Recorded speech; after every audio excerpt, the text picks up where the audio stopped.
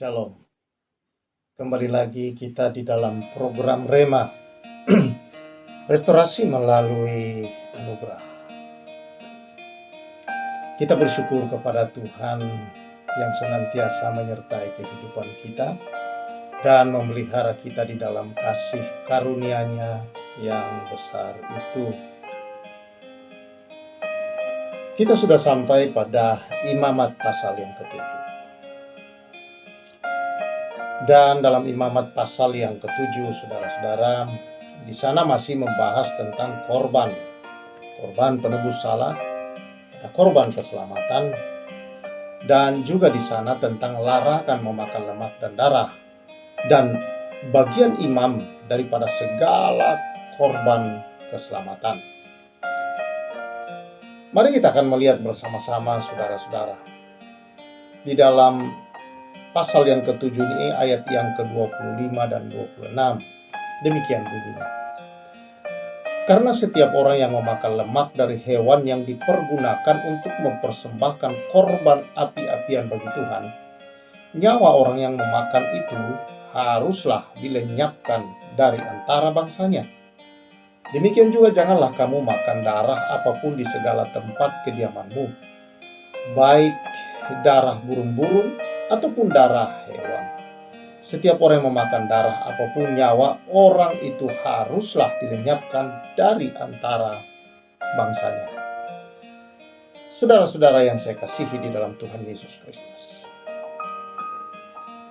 kalau kita membaca kitab Imamat, saudara-saudara, yang berisi korban-korban kepada Tuhan, dan juga saudara-saudara peraturan-peraturan tentang begitu ketatnya Tuhan menentukan cara-cara mengolah korban, jenis-jenis korbannya, kesempurnaan korban itu, saudara-saudara, bagaimana memperlakukan korban-korban itu di atas mezbah, dan di dalam mempersembahkannya tidak boleh, saudara, sembarangan. Dan tidak boleh, saudara-saudara, ada rasa yang tidak hormat di dalam ritual-ritual ini. Karena, mengapa, saudara-saudara? Karena itu bisa mendatangkan kecelakaan atas bangsa itu, atas orang-orang yang melanggar, saudara-saudara, akan aturan-aturan dari ritual yang dibuat oleh Tuhan ini.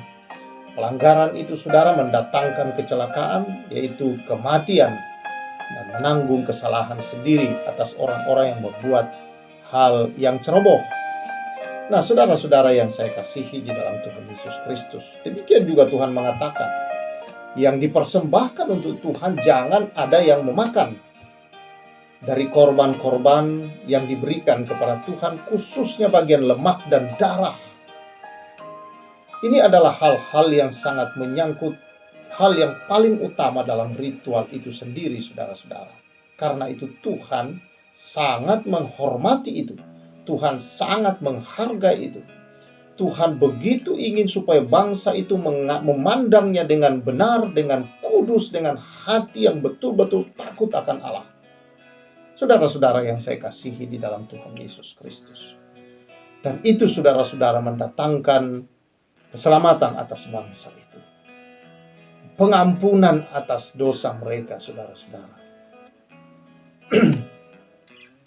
Bukan berarti, saudara-saudara, ketika kita telah menerima kasih karunia dalam hidup ini, maka kita boleh hidup sembarangan. Bahwa memang kita sudah dibebaskan dari dosa. Kita, saudara-saudara, diampuni dosa-dosa kita. Bahkan firman Tuhan berkata, dosa tidak berkuasa lagi atas kita, dalam arti bahwa dosa tidak memperhamba kita lagi. Kita bukanlah hamba dosa, kita adalah hamba-hamba Tuhan. Namun bukan berarti bahwa dosa tidak bisa menjatuhkan seseorang yang sudah menjadi milik-milik Tuhan, saudara, atau hamba-hamba Tuhan, atau yang tidak lagi diperbudak oleh dosa. Bukan berarti tidak bisa jatuh di dalam dosa. Nah, saudara-saudara yang saya kasihi di dalam Tuhan Yesus Kristus, kita tidak boleh memandang remeh. Yang diminta oleh Tuhan adalah kita hidup di dalam kasih karunia itu. Maka kekudusan yang Allah berikan kepada kita, kebenaran yang Allah berikan kepada kita, saudara-saudara, harus kita jalani dengan penuh rasa hormat, rasa kasih yang telah Tuhan berikan. Kita hidup di dalam hati yang baru, yang tulus, yang benar-benar hidup dalam, saudara-saudara, kita hidup dalam kemurnian hati mengikuti akan kebenaran-kebenaran Tuhan itu.